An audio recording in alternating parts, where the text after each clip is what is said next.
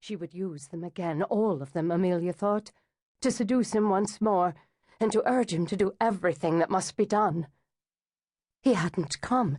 In all this time, in all these months, he hadn't come to her.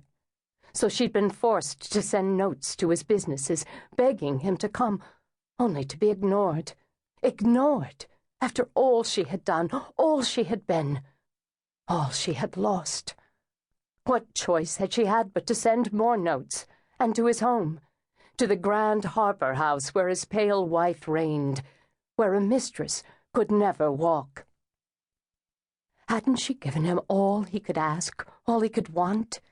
She'd traded her body for the comfort of this house, the convenience of servants, for the baubles like the pearl drops she fixed on her ears now. Small prices to pay for a man of his stature and wealth, and such had been the limits of her ambitions once. A man only, and what he could give her.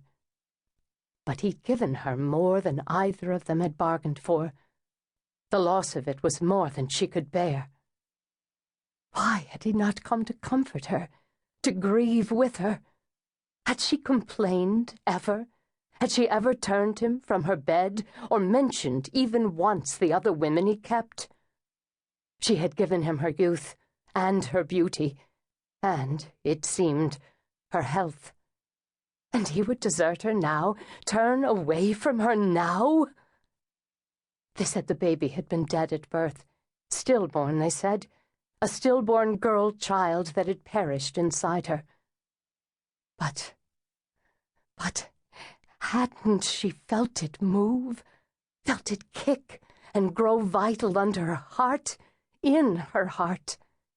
This child she hadn't wanted that had become her world, her life, the sun she grew inside her. The sun, she thought now as her fingers plucked at the buttons of her gown, as her painted lips formed the words over and over. She'd heard him cry. Yes, she was sure of it. Sometimes she heard him cry still, in the night, crying for her to come and soothe him. But when she went to the nursery, looked in the crib, it was empty, like her womb was empty. They said she was mad. Oh, she heard what servants she had left whispering. She saw the way they looked at her. But she wasn't mad. Wasn't mad, she told herself as she paced the bedroom she'd once treated like a palace of sensuality.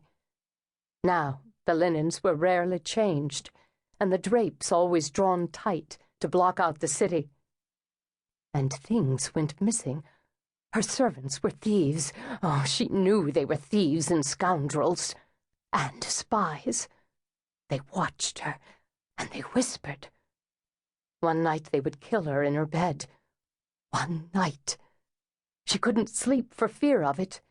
Couldn't sleep for the cries of her son inside her head, calling her. But she'd gone to the voodoo queen, she reminded herself. Gone to her for protection and knowledge.